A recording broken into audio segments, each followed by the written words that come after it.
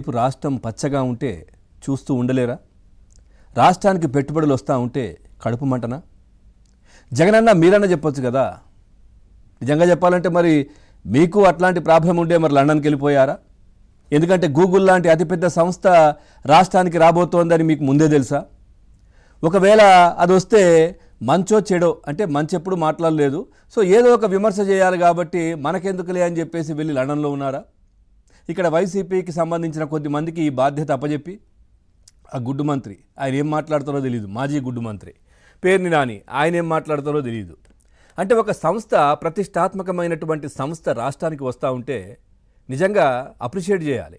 So దాంట్లో start అయిన తర్వాత ఏదైనా లూప్ హోల్సో ఇబ్బందులో ఏదైనా ఉంటే కనుక అప్పుడు ఎత్తి చూపి ప్రభుత్వం దృష్టికి తీసుకొచ్చే ప్రయత్నం చేయాలి. ఆ విధమైనటువంటి అది ఒక బాగుంటుంది. కానీ ఏమి విమర్శలు? అది రావడం వల్ల ఎంతమందికి ఉద్యోగాలు వస్తాయి, అది రావడం వల్ల కరెంటు ఖర్చు అవుతుంది, అది రావడం వల్ల ఇదవుతుంది అదవుతుంది. ఏంటి జగనన్న?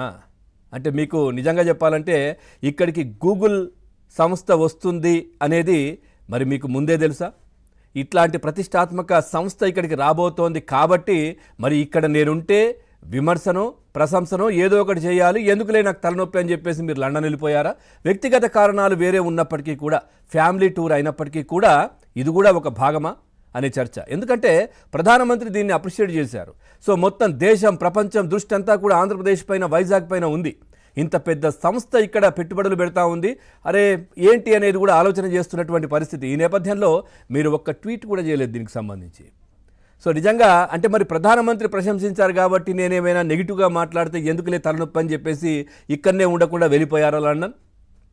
ఏంటి అసలు? అంటే గూగుల్ రాకతో పూర్తిగా ఏపీ ఐటీ రంగం కూడా స్వరూపం కూడా మారబోతోందనే చర్చ ఒకవైపు, మీ ఏడుపు ఇంకోవైపు. 2014-19 మధ్య పలు కంపెనీలతో ఒప్పందం కుదుర్చుకున్నారు అప్పటి టీడీపీ ప్రభుత్వం అధికారంలో ఉన్నప్పుడు. ఇక 2019లో వైసీపీ అధికారంలోకి వచ్చాక పారిశ్రామికవేత్తలకు ఏ విధంగా బెదిరింపులు చవి చూశారో, ఏ విధంగా బెదిరింపులు వచ్చాయో అందరికీ తెలిసిందే. ఇక జగన్ హయాంలో ఏపీలో పెట్టుబడులు పెట్టేందుకు ఏ కంపెనీ కూడా ముందుకు రాలే, ఉన్నవి కూడా వెళ్ళిపోయాయి. ఇటు అమర్ రాజా కావచ్చు, లేదంటే కియా అనుబంధ సంస్థలు కావచ్చు, జాకీ కావచ్చు, ఇట్లా లూలు మాల్ కావచ్చు, ఇట్లా చాలా కంపెనీలు కూడా రాష్ట్రం నుంచి వెళ్ళిపోయినటువంటి పరిస్థితి. ఇక కూటమి ప్రభుత్వం వచ్చాక పెట్టుబడులను ఆకర్షించేలా లోకేష్ చాలా ప్రయత్నాలు చేస్తూ ఉన్నారు. మీరు అట్లాంటి ప్రయత్నాలకు సహకారం అందించడం పోగా రాష్ట్రం కోసం మీరు టీడీపీ పార్టీకో లేదంటే లోకేష్కో చంద్రబాబు నాయుడు గారికో కాదు మీరు చేసేది, రాష్ట్రం కోసం సహకారం అందించాలి. ఒక ప్రతిపక్ష పార్టీ కాకపోయినప్పటికీ కూడా మీరు ప్రతిపక్ష నేత అని చెప్పుకుంటుంటారు కదా. సో ఆ విధంగా చేయాలి. కానీ అది చేయకపోగా ఒక సంస్థ వస్తూ ఉంటే దాన్ని కాలడ్డం పెట్టి పడేసే ప్రయత్నం చేయడం ఏంటి జగనన్న? పూర్తిగా మళ్ళీ జగన్ వస్తే ఏంటి పరిస్థితి అని కొంచెం స్టార్టింగ్లో కొద్దిగా భయభ్రాంతులకు గురి చేసే ప్రయత్నం పెట్టుబడిదారులను అయితే మీరు చేశారు. ఎందుకంటే చాలా లేఖలు రాశారు, రాష్ట్రంలో పెట్టుబడులు పెట్టకండి అని చెప్పారు. ఆ తర్వాత ఇక్కడ హత్యలు, అత్యాచారాలు జరుగుతూ ఉన్నాయి, ముందు వాళ్ళ ఇంటికి వెళ్ళి మాట్లాడి ఆ తర్వాత మీరు పెట్టుబడులు పెట్టండి అంటూ కూడా చాలామందికి లెటర్లో లేదంటే ట్వీట్లో ఇవన్నీ కూడా చేసినటువంటి పరిస్థితి. పూర్తిగా గూగుల్తో ఏపీ ప్రభుత్వం ఒప్పందం ఏ విధంగా చేసుకున్న తర్వాత చాలా ప్రపంచం దృష్టిని కూడా ఆంధ్రప్రదేశ్ ఆకర్షిస్తోంది. గూగుల్ రాకతో విశాఖకు వచ్చేందుకు చాలా కంపెనీలు కూడా సిద్ధమవుతున్నటువంటి పరిస్థితి. అంటే ఏపీని చూసి ఓర్వలేకపోతున్నారు పలు రాష్ట్రాలు కూడా. అంటే ఇక ఈ విధంగా మా దగ్గర ఉన్న కంపెనీలు లేదంటే పెద్ద పెద్ద కంపెనీలు కూడా పోతాయేమో అని ఈ చుట్టుపక్కల రాష్ట్రాలు కూడా సేమ్ అదే విధంగా వ్యవహరిస్తున్నటువంటి తీరు. పూర్తిగా రాయితీలు ఇచ్చినా కానీ ఎక్కువ ఉద్యోగాలు రావంటూ వైసీపీ ఒక ఫేక్ ప్రచారం చేస్తూ ఉంది. ఇక్కడ ఉద్యోగాలు దీనితో పాటే కాదు, దీంతో పాటు కూడా కరెంటు ఖర్చు అవుతుంది, ఉద్యోగాలు రావు ఇవన్నీ కూడా చెప్తా ఉన్నారు. అంటే దీంట్లో పూర్తిగా ఈ ఏదైతే దీనికి సంబంధించినటువంటి గూగుల్కి సంబంధించినటువంటి ఏఐ హబ్ దీనితో వచ్చినటువంటి ఉద్యోగాలతో పాటు ఇప్పుడు చాలా ఇన్ఫోసిస్ కావచ్చు, ఇట్లాంటి కంపెనీలు కూడా రాష్ట్రానికి రావడానికి చాలా ముందుకు వస్తున్నటువంటి పరిస్థితి. నిజంగా చెప్పాలంటే అంతర్జాతీయ సంస్థల్లో కూడా, అంతర్జాతీయ మీడియా సంస్థల్లో కూడా చర్చ జరుగుతూ ఉంది. అట్లాగే వాల్ స్ట్రీట్ జర్నల్ లాంటి పత్రికలు కూడా చాలా దీనికి సంబంధించి కథనాలు రాశాయి. ఆ తర్వాత ఇక్కడికి గూగుల్ వస్తున్నటువంటి నేపథ్యంలో కూడా మరి రాష్ట్రం వ్యవహరిస్తున్న తీరు కావచ్చు, ఇక్కడికి ఎట్లాంటి ఫెసిలిటీస్ ఉన్నాయి, అదేవిధంగా ఈ ఆంధ్రప్రదేశ్ ప్రభుత్వం ఏం చేస్తోంది, ఏ విధంగా రాయితీలు ఇస్తున్నారు, ఇవన్నీ కూడా అందరూ కూడా డిబేట్లు పెట్టి మాట్లాడుకుంటున్నటువంటి పరిస్థితి ప్రముఖ ఛానల్ కూడా దేశంలో. సో ఇంత జరుగుతూ ఉంటే మీరు మాత్రం ఏమి ఇది విష ప్రచారాలు చేయడం? సో ఎందుకు ఈ విధంగా ఇంకా కూడా రాష్ట్రం పైన విషం కక్కే పరిస్థితి ఎందుకు చేస్తూ ఉన్నారు? పూర్తిగా దీనికి సంబంధించి లోకేష్ కూడా చాలా ఆగ్రహం వ్యక్తం చేస్తున్న పరిస్థితి. అట్లాగే మనం చూడొచ్చు, గతంలో హైదరాబాద్కు మైక్రోసాఫ్ట్ రప్పించింది చంద్రబాబు నాయుడు గారు, అందరికీ తెలిసిందే, అవునన్నా కాదన్నా. ఇప్పుడు విశాఖకు గూగుల్ వస్తోంది కూడా చంద్రబాబు హయాంలోనే. ఇది యాదృచ్ఛికం కాదు, ఆయన అనుసరించే పాలసీ వల్లే ఇది సాధ్యమవుతోంది అంటూ కూడా చాలామంది చెప్తా ఉన్నారు. ఇక హైదరాబాద్కు మైక్రోసాఫ్ట్ రాకతో ఏకో సిస్టమ్ డెవలప్ అయిన విషయం మనం చూసాం.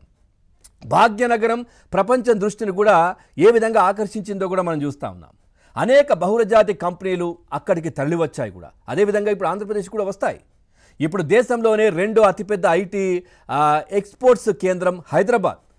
సో 1500కు పైగా ఐటీ కంపెనీలు ఇక్కడ ఉన్నాయి.